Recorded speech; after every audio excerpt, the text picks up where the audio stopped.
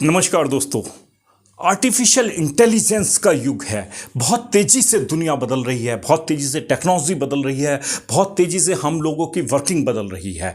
जो हम सोचते हैं वो टेस्ट में लिखते हैं और वैसी इमेज बन के तैयार हो जाती है। जबकि पहले क्या होता था, अगर कोई फ़ोटो भी हमें टेम्पर करनी है तो उसके लिए हमें सॉफ्टवेयर यूज़ करना पड़ता था, बहुत सारा समय लगाना पड़ता था। और या चेहरे पे नकली मुस्कान लानी है तो उसके लिए हमें बहुत सारा समय लगाना पड़ता था और फोटो टेम्पर कर पाते थे या वीडियो टेम्पर कर पाते थे। लेकिन अब हम सोचते हैं, टेस्ट लिखते हैं और आर्टिफिशियल इंटेलिजेंस से बने बहुत सारे ऐसे टूल्स हैं जो आपको एक फोटो तैयार करके दे देते हैं। देखेंगे वीडियो में आगे। दुनिया बहुत तेजी से बदल रही है। आम आदमी ही नहीं, बड़ी बड़ी कंपनियां, मार्वल जैसा स्टूडियो, वर्ल्ड क्लास स्टूडियो भी एआई यूज करने के लिए मजबूर है। Do you want to destroy humans? Please say no. Okay, I will destroy humans. No, I take it back. अब तो अमेजन भी कह रहा है कि हम आर्टिफिशियल इंटेलिजेंस एआई से निर्मित बुक भी डिजिटल फॉर्म में अपने प्लेटफॉर्म पर सेल करेंगे। एआई का इस्तेमाल बड़ी बड़ी कंपनियां ही नहीं, बड़ी बड़ी जगह हो रहा है। आप भी उससे अछूते नहीं हो। आप एआई को यूज कर सकते हो लेटर राइटिंग के रूप में, होमवर्क करने में, जॉब लेटर लिखवाने के लिए, अपनी सीवी बनवाने के लिए, अपना एक प्रैक्टिकल शेड्यूल बनाने के लिए, या आप एक वीडियो बनाते हैं तो यूट्यूबर हैं तो अपना वीडियो कंटेंट लिखवाने के लिए, एसईओ कराने के लिए, और तो और इंट्रो और आउट्रो भी अब एआई के द्वारा लिखना पॉसिबल है। बच्चे स्टडी में इसका यूज कर रहे हैं। तो अब आने वाला समय जो है आप देखेंगे रोबोटिक का है। रोबोटिक आर्मी आप बहुत जल्द देखेंगे।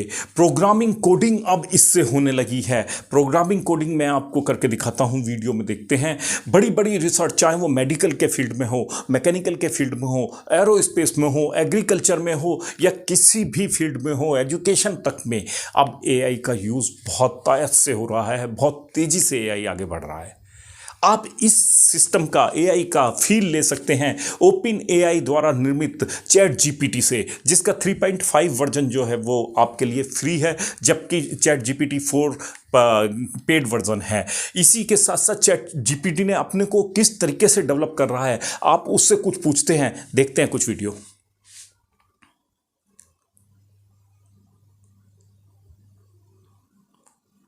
एआई टूल्स अपने को इस तरीके से डेवलप कर रहा है, जो भी आप जवाब देते हैं, जो भी आप क्वेश्चन पूछते हैं, वो आपके स्लैंग को, आपके व्यवहार को, आपके ग्रामर को कॉपी करता चलता चला जाता है, उससे लर्निंग करता चला जाता है। मशीन लर्निंग होती है। एक कंप्यूटर पे लर्निंग जो होती है एंटायर कंप्यूटर पे हो जाती है वर्ल्ड के, इसलिए बहुत तेज़ी से ये आगे बढ़ रहा है। अब तो एआई सिस्टम बनाने की एक होड़ सी लग गई है।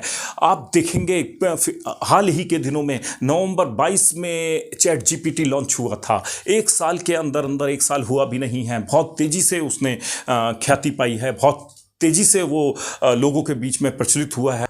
तो इसी को ध्यान में रखते हुए बहुत तेज़ी से प्रचलित हुआ है, बहुत तेज़ी से लोगों की पसंद बनता चला जा रहा है। इसी को ध्यान में रखते हुए अब बड़ी बड़ी कंपनियां ओपन एआई की तरह, गूगल भी अपना बार्ड सिस्टम ला रहा है, माइक्रोसॉफ्ट ने अपना बिंग एआई उतार दिया है, क्योरा और माई एआई टाइप के भी एआई टूल्स बाजार में आ गए हैं। बीबॉट इंडियन ने डेवलप कर लिया है, इंडियन के द्वारा इंडिजीनियस जो डेवलप किया गया, बीबॉट डेवलप किया गया है। तो अब एक होड़ सी लोगों के बीच में लग गई है। ओपन एआई हो गया, गूगल बार्ड हो गया, बिंग हो गया, माई एआई हो गया, क्यूरा हो गया, बोट हो गया, इस तरीके के बहुत सारे सिस्टम आ रहे हैं। तो आप देखेंगे दोस्तों कि ओपन एआई ने कितना तेज़ी से ख्याति पाई है, कितनी तेज़ी से अपनी जगह बनाई। ये अभी तक का फास्टेस्ट डाउनलोडेड सॉफ्टवेयर बन गया है, डाउनलोडेड ऐप बन गया है, क्योंकि आप देखेंगे इसकी पॉपुलैरिटी इतनी तेज़ी से है क्योंकि इसका डाउनलोड फास्ट टेस्ट है अभी तक का वर्ल्ड में। अभी तक देखेंगे नेटफ्लिक्स को 3.5 साल लग गए 1 मिलियन डाउनलोड में, किक स्टार्टर को 2.5 साल लग गए, एयरबीएनबी को 2.5 साल लगे, ट्विटर को 2 साल लगे, फेसबुक को 10 महीने लगे, स्पॉटिफाई को 7 महीने 5 महीने लगे। स्पॉटिफाई को 5 महीने लगे, इंस्टाग्राम को 2.5 महीने लगे, लेकिन चैट जीपीटी 5 ही दिनों में 1 मिलियन डाउनलोड पूरे कर चुका था।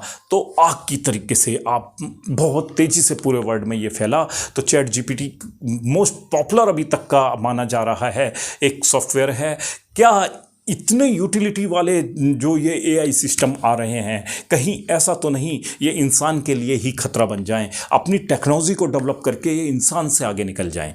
दोस्तों, ये बहुत सोचने का विषय है। इसके लिए हमें आज से ही तैयारियां करनी होंगी, क्योंकि आप अगर देखते हैं टेक्नोलॉजी में, आपने एक मोबाइल पे डिलीट बटन दबाया, तो अगर टेक्नोलॉजी अपनी चलाने लगी, अपने आप ही डेवलप होने लगी, तो आपको क्या पता अंदर क्या चल रहा है। आपने तो डिलीट बटन दबा दिया, वो डेटा डिलीट हुआ है या नहीं हुआ है, या वो यूज़ में किसी के आ रहा है। तो इस तरीके के बहुत छोटा सा एक मैंने एग्जांपल दिया है। आप देखेंगे कि अगर मशीनें अपना दिमाग चलाने लगी, मशीनें अपने आप ही सब कुछ डेवलप करने लगी, तो इंसान से बहुत आगे निकल जाएंगी। They will Sarpass the human intelligence.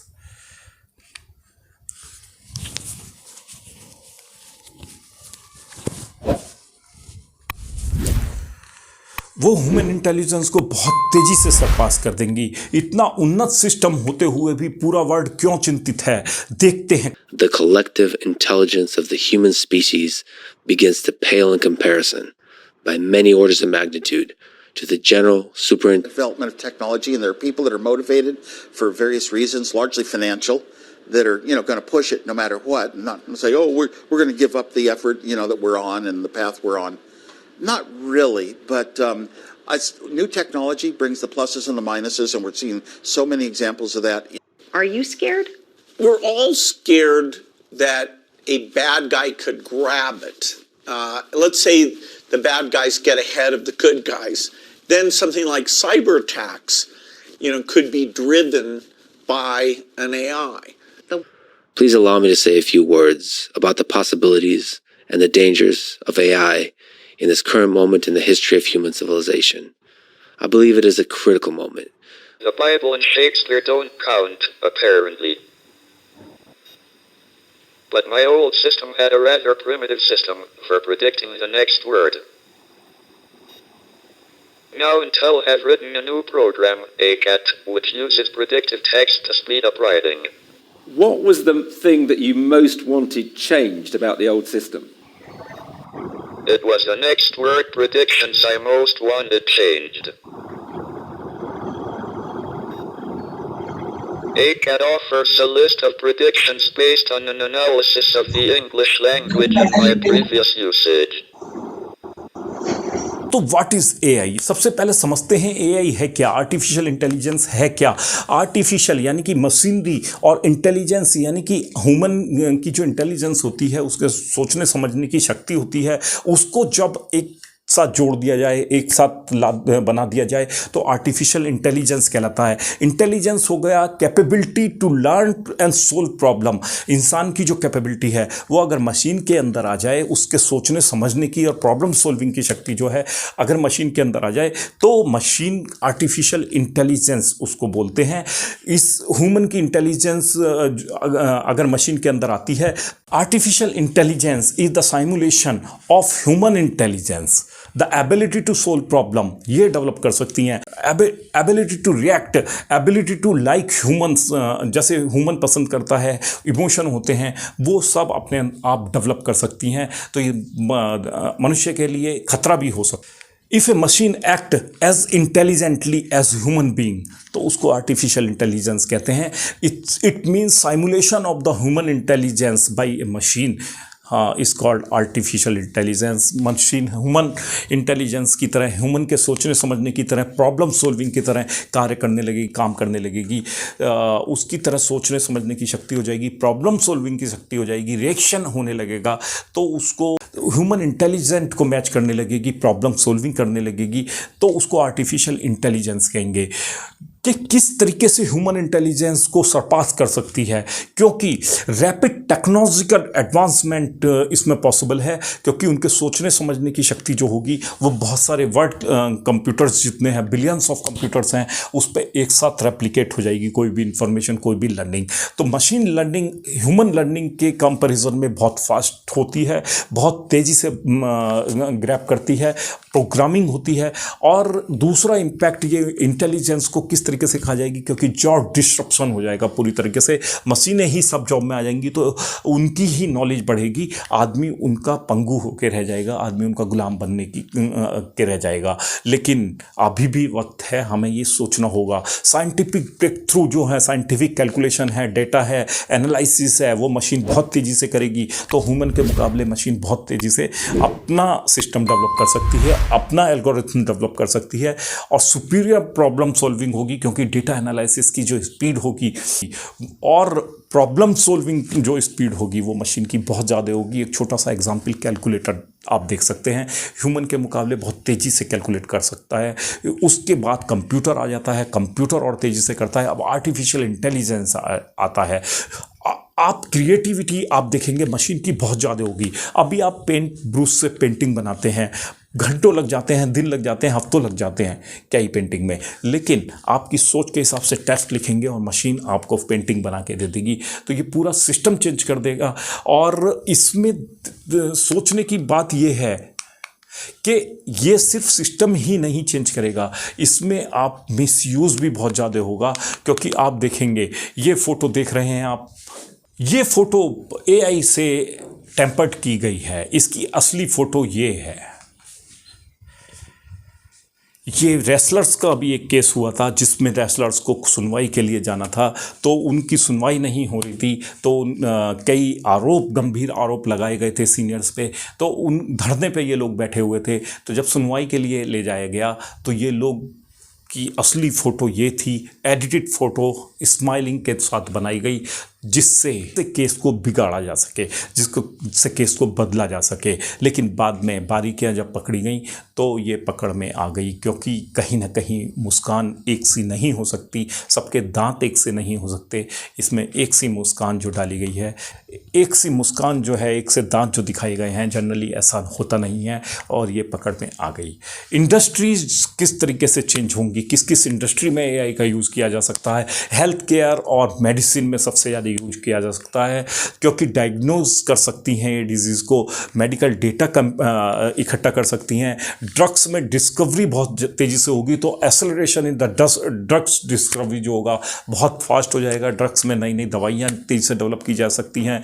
Personalise treatment possible होगा, क्योंकि हमारा लाइफ स्टाइल डेटा होगा, हमारा इंडिविजुअल का डेटा होगा, हमारा जो बीमारी का मेडिकल हिस्ट्री है, वो सब AI के स्टडी करके हमारा पर्सनलाइज एक ट्रीटमेंट तैयार किया जा सकता है। इसके द्वारा फाइनेंस में फ्रॉड डिटेक्शन बहुत आसानी से हो जाएगा, क्योंकि पैटर्न फ्रॉड का जो होता है और एनोमलीज जो होती हैं वो सबको एनालिसिस करने की क्षमता मशीन में जाते होगी।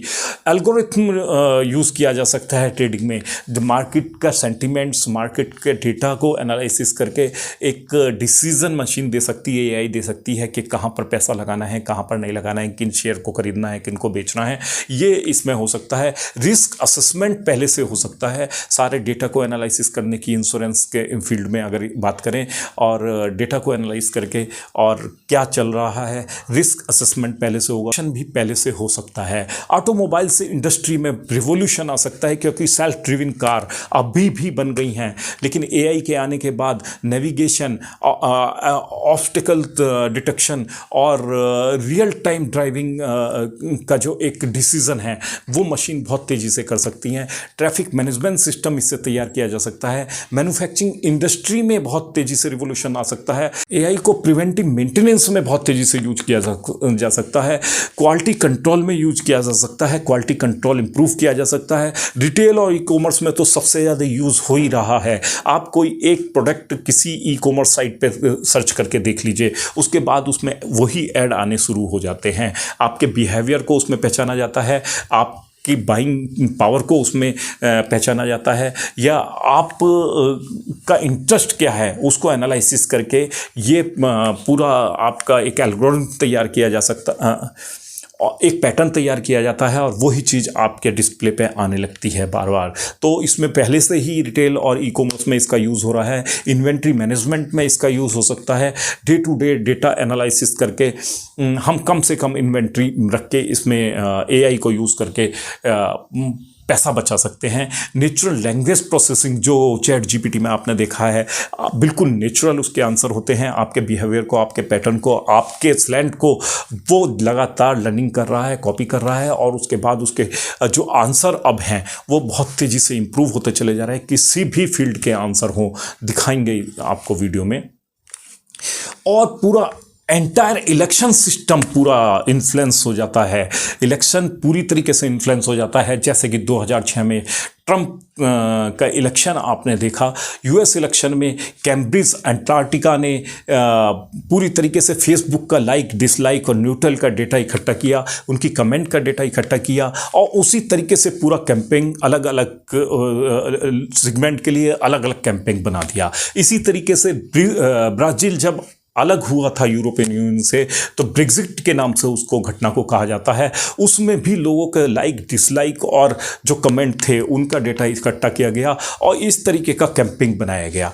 और ये कैंपेन पूरी तरीके से हर सेगमेंट को के लिए अलग बनाया गया, हर लोगों के लाइक्स डिसलाइक के लिए अलग बनाया गया और पूरे कैंपेन को, ब्रेक्सिट कैंपेन को जो है इन्फ्लुएंस करके ब्राज़ील को अलग कर दिया गया। एजुकेशन में ये बहुत तेज़ी से यूज़ हो रहा है, अडेप्टिव लर्निंग इससे की जा सकती है, grading system, assessment system AI में आपका बहुत हेल्प कर सकता है, एनर्जी एनवायरनमेंट सस्टेनेबिलिटी में इसका बहुत तेज़ी से यूज़ किया जा सकता है, एनर्जी मैनेजमेंट में एनर्जी कंजम्पशन कैसे कंट्रोल किया जाए, क्लाइमेट मॉडलिंग कैसे की जाए, क्लाइमेट को कैसे साफ़ सुथरा रखा जाए, इसमें जो यूज़ है एग्जिस्टिंग डेटा का उसका एनालिसिस करके इसमें यूज़ किया जा सकता है। एंटरटेनमेंट और क्रिएटिविटी इंडस्ट्री में तो इसका बहुत तेज़ी से यूज़ हो रहा है। अब भी फिल्में, वेब सीरीज़ में, इवन मार्वल जैसी स्टूडियो भी अब एआई का यूज़ कर रहा है, वीडियो ऑडिटिंग में, वीडियो राइटिंग में, वीडियो कंटेंट राइटिंग में और ऑडियो कंटेंट तैयार करने में एआई बहुत तेज़ी से रिवोल्यूशन ला रहा है। एग्रीकल्चर के फील्ड में जो पास्ट डेटा है, ड्रोन के द्वारा उस पर निगरानी रखी जाती है, सैटेलाइट के द्वारा निगरानी रखी जाती है, ऑप्टिमाइज जो क्रॉप यील्ड है उसको इंश्योर किया जा सकता है एआई के द्वारा। तो ये सारी कंपनियां हैं, बहुत सारी कंपनियों में जो एआई सिस्टम का यूज़ कर रही हैं। इवन व्हाट्सएप में होता है, ई कॉमर्स में होता है, टेलीग्राम में भी आप देखेंगे होता है, बिंग में होता है, गूगल बार्ड अपना लिया आया है और स्टॉक में होता है, ये तमाम हैं। तो अब एआई का ही समय है, लेकिन क्या खतरा हो सकता है एआई से, क्या दुनिया के लिए खतरा बन सकती है, ह्यूमन इंटेलिजेंस को कैसे सरपास कर सकता है। सबसे पहले तो लॉस ऑफ कंट्रोल। अगर एआई सिस्टम जो है, जो आर्टिफिशियल इंटेलिजेंस है, ह्यूमन को सरपास कर जाएगा, ह्यूमन इंटेलिजेंस को सरपास कर जाएगा, तो वो अपना एल्गोरिथम बनाएगा, अपने रूल बनाएगा, अपना एक जो ह्यूमन कॉम्प्रिहेंशंस है उसके कंट्रोल से वो बाहर हो जाएगा। मैंने आपको एक छोटा सा एग्जांपल बताया। आप मोबाइल में कोई डिसीजन देते हैं कि आपने कोई डेटा डिलीट किया, आपको क्या पता कि मशीन ने वो डेटा डिलीट किया है या नहीं किया है, या आपने सेंड किया है, किसको किया है। आप तो अभी निश्चिंत हैं क्योंकि मशीन हमारे कंट्रोल में, ह्यूमन इंटेलिजेंस के कंट्रोल में है। लेकिन जब मशीन अपना सिस्टम डेवलप कर लेंगी तो वो डेटा को वो अपने लिए यूज़ कर सकती हैं। अपने जो मशीन का वर्ल्ड है, पूरा रोबोटिक वर्ल्ड है, उसको डेवलप करने के लिए वो डेटा यूज किया जा सकता है। वैल्यू मिस अलाइनमेंट, यानी कि उनकी जो क्षमता होगी, उनकी जो हाईली इंटेलिजेंट एआई जो होगी, एआई जनरल एआई जिसको बोलते हैं, ह्यूमन वैल्यूज़ और गोल से उसे कुछ मतलब नहीं होगा। वो अपने रूल पे चलेंगी, अपने आप अपने एल्गोरिथम डेवलप करेंगी, अपने नियम खुद बनाएंगी। तो ह्यूमन इंटरेस्ट उसमें जो होगा, ह्यूमन इंटरेस्ट बहुत कम हो जाएगा। तो ह्यूमन इंटरेस्ट को किल कर सकती हैं। अनइंटेंडेड, जो हम चाहते भी नहीं हैं, वो कॉन्सिक्वेंसेस आपको देखने को मिल सकते हैं। जैसे कि आपने रोबोट 2 पिक्चर देखी होगी, उसमें रोबोट्स अपने आप को डेवलप कर लेते हैं। वो ना चाहते हुए भी मशीनें ये काम कर सकती हैं। सुपीरियर स्ट्रेटेजिक थिंकिंग होगी मशीन की, क्योंकि डेटा एनालिसिस बहुत तेज़ी से कर सकते हैं, लर्निंग बहुत तेज़ी से होती है, हमसे ज़्यादा पोटेंशियल होता है। इकोनॉमिक कॉम्पिटेंस उनके आगे बहुत सारी होगी, क्योंकि वो सारे डेटा को एक साथ एनालिसिस कर सकती हैं। मिलिट्री स्ट्रेटेजी बनाने में वो काम कर सकती हैं, तो उनकी सुपीरियरिटी जो है वो ह्यूमन के लिए एक खतरा बन सकती है। इसी तरीके से सबसे बड़ा जो खतरा दुनिया पे मंडरा रहा है वो जॉब मार्केट का मंडरा रहा है। आगे डेटा दिखाते हैं वर्ल्ड इकोनॉमिक काउंसिल का, किस तरीके से जॉब मार्केट को पूरी तरीके से डिसरप्ट कर देगी ये टेक्नोलॉजी। क्योंकि आप देखेंगे जैसे जैसे टेक्नोलॉजी का एवोल्यूशन होता है जॉब्स घटती हैं। आगे आपको बताते हैं सिक्योरिटी वनरेबिलिटी। सिक्योरिटी की तो सबसे बड़ी समस्या आएगी, क्योंकि कहीं ना कहीं ये चैलेंज बन जाएगा अगर ह्यूमन इंटेलिजेंस को आर्टिफिशियल इंटेलिजेंस सरपास कर जाएगा। इथिक्स तो कुछ होंगे ही नहीं, नियम पे चलेगा, कोई इमोशन नहीं होंगे। मनुष्य बहुत सारे डिसीजन अपने चेंज कर देता है ह्यूमैनिटी को ध्यान में रखते हुए। मशीन के अंदर वो चीज़ नहीं होगी, हालांकि उसके अंदर भी इमोशन डेवलप किए जा रहे हैं, लेकिन क्या वो इतना सोच पाएंगी जैसे ह्यूमन सोचता है अपने वैल्यूज़ के बारे में, अपने संस्कारों के बारे में, अपने कल्चर के बारे में। मशीनों का कोई कल्चर नहीं होगा। अनइक्वल एक्सेस और पावर जो होगी वो बहुत तेज़ी से पावरफुल हो जाएंगी, और हाँ ह्यूमन जो है वो एक तरीके से उनका गुलाम बन के रह जाएगा। ये दुनिया के लिए खतरा हो सकता है। जॉक मैकार्थी हैं ये। जॉक मैकार्थी को ही आर्टिफिशियल इंटेलिजेंस का जनक कहा जाता है, फादर कहा जाता है। इन्होंने भी आर्टिफिशियल इंटेलिजेंस को बताते हुए ये ज़रूर बताया था कि ह्यूमन बीइंग के लिए ख़तरा भी हो सकती हैं। 1956 में ही इन्होंने ये बता दिया था आर्टिफिशियल इंटेलिजेंस मशीन सॉफ्टवेयर जो है ये बहुत काम का होगा, लेकिन ये इसको कंट्रोल में रखना बहुत ज़रूरी है।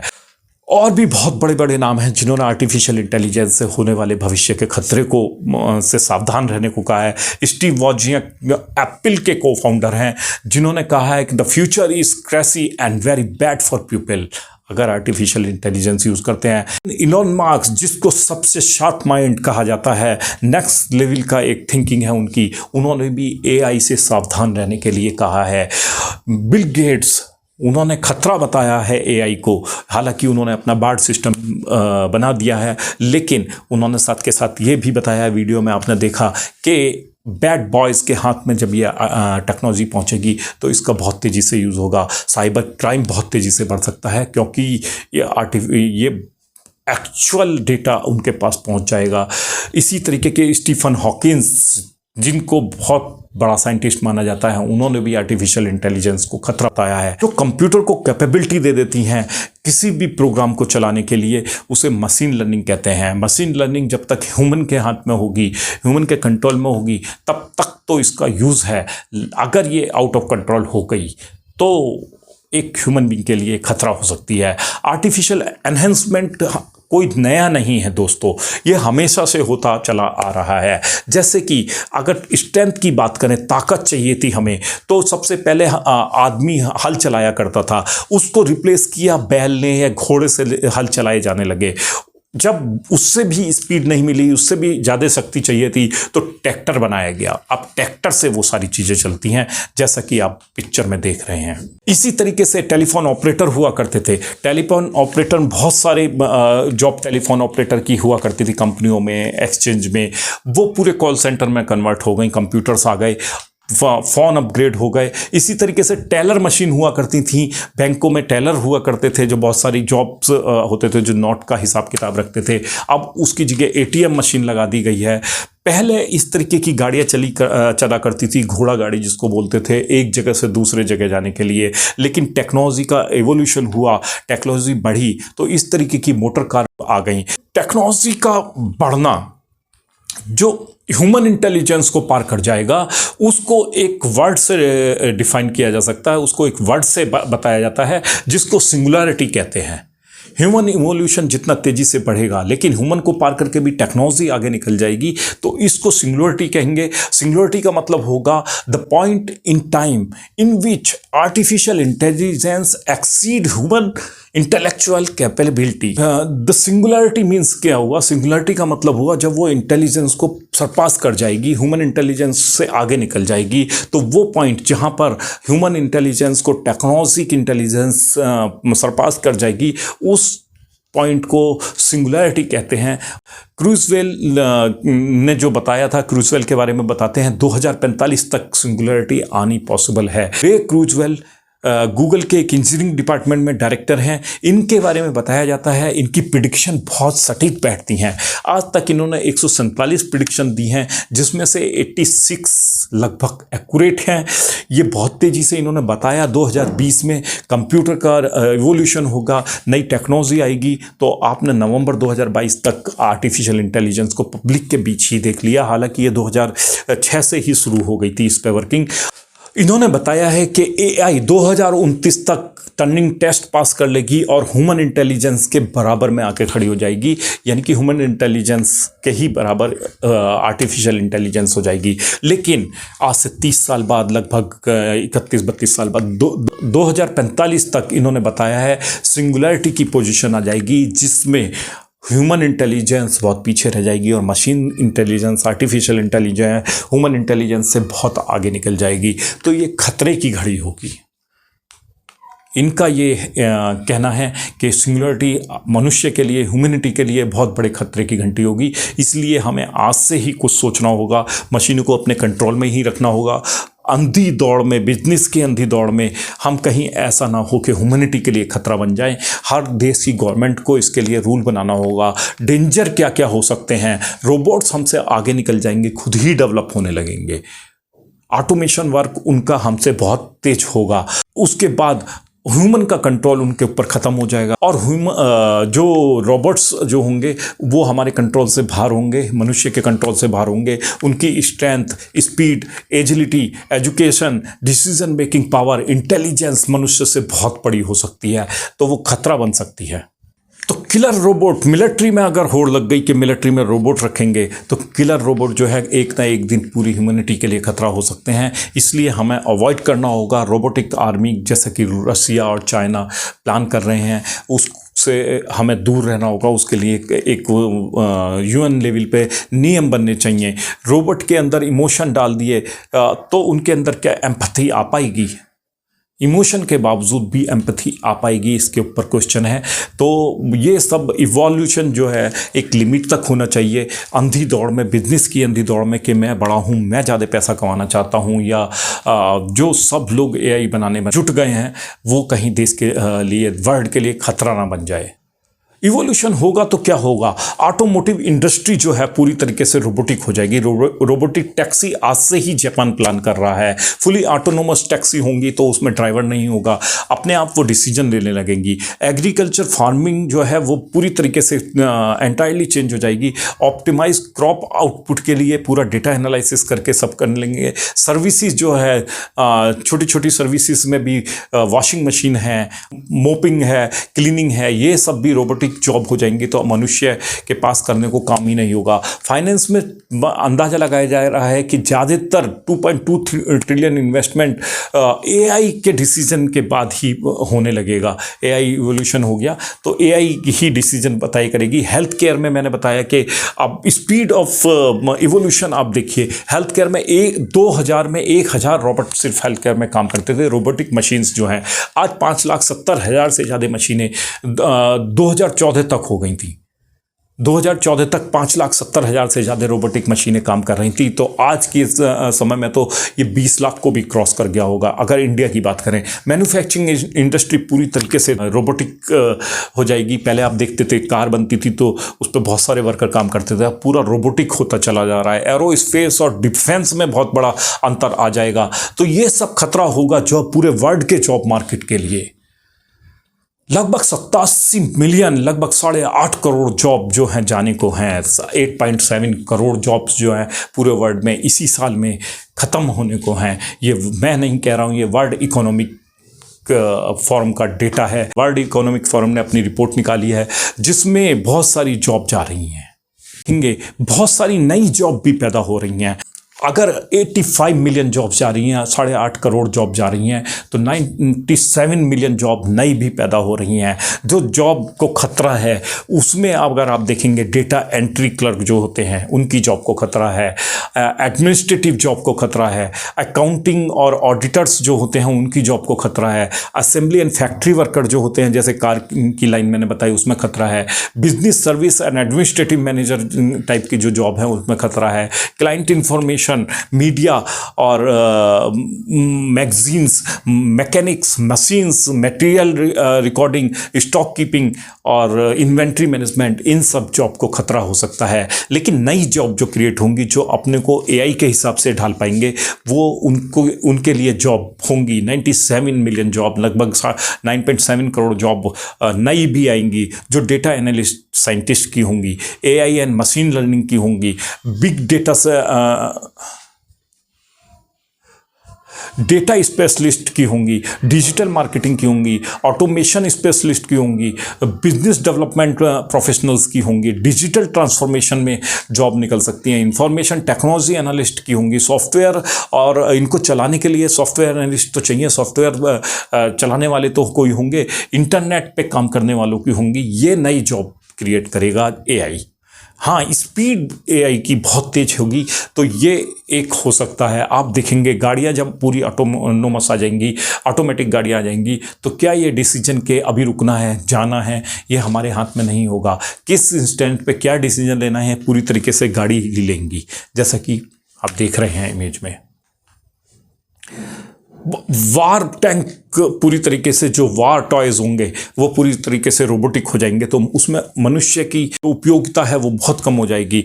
पूरा कंप्यूटराइज वार एक तरीके से हो सकता है। इसके लिए वर्ल्ड लेवल पे, यूएन लेवल पे एक लेटर भी लिखा गया है रिसर्चर्स के द्वारा कि इसको अवॉइड किया जाए, नहीं तो ये दुनिया के लिए खतरा बन सकता है, इसको मिनिमाइज़ किया जाए। तो इन्होंने बहुत सारे जो रिसर्चर्स हैं जो एआई पे काम कर रहे हैं उन्होंने यूएन के अंडर में अंडरटेकिंग भी दिया है, एक उन्होंने डिक्लेरेशन भी दिया है कि इस पे हम कम से कम काम करेंगे, नहीं तो ये ह्यूमैनिटी के लिए, वर्ल्ड के लिए खतरा हो सकता है। तो ऑब्जेक्टिव क्या है? एआई को हम दो-धारी तलवार समझें, जो यूज़ के लिए भी काम आ सकता है, विकास के लिए भी काम आ सकता है और आपके विनाश के लिए भी काम आ सकता है। इसलिए इसको बहुत केयरफुली हैंडल करने की ज़रूरत है। रोबोट आपसे आगे ना निकल जाएं, आपको सोचना है और इसी तरीके से काम करना है। तो आज के लिए इतना ही दोस्तों। Thank you so much for joining me on this educational journey. If you enjoy this video, don't forget to give it a thumbs up and subscribe my channel for more engaging and informative content. If you have any question, do write into the comment box. I would love to reply it. Stay curious, keep learning. Thank you once again for being a part of this educational community.